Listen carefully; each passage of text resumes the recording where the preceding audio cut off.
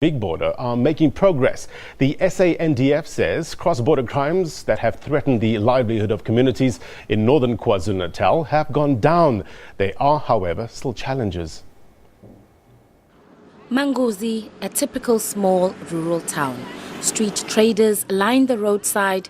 It's how many make a living. Jobs are scarce, and so are basic services. This little town lies 15 kilometers from the Mozambique border.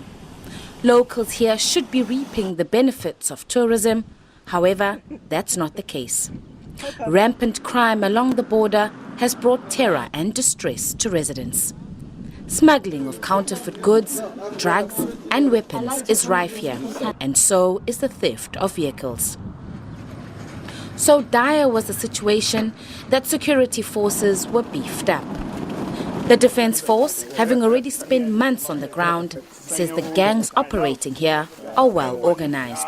Even young children are being recruited as lookouts in exchange for money and cell phones.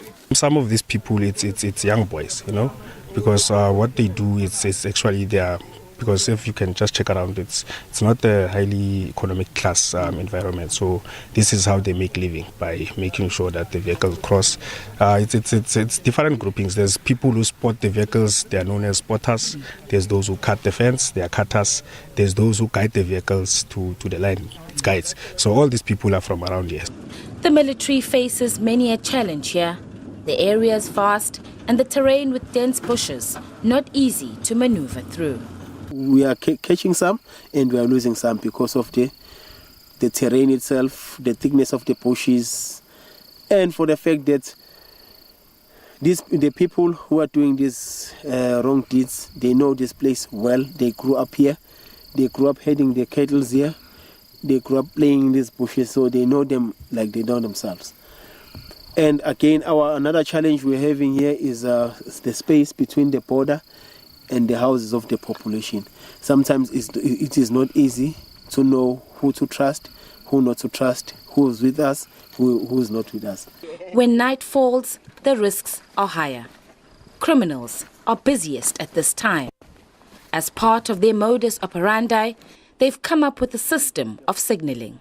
They drive with the lights off. There's always a guider, the person who's guiding the vehicle, so that it will see. So that the driver of the vehicle will see where the vehicle is driving.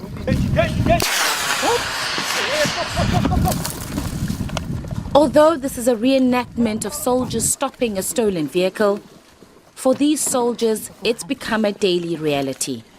Their efforts, though, are paying off.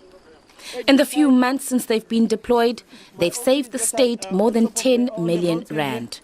This is one of the many vehicles recovered by security forces in the area.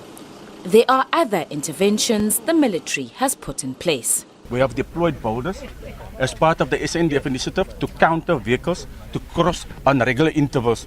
You will see the boulders here that's been extremely successful in countering vehicles crossing on a regular basis from one side to the other side. Locals say there has been a difference since the troops moved in. It's better now because the government has tried to put some teams that are working close to the police and the soldiers, so people can report to those people and those people communicate with the soldiers. That makes a bit different.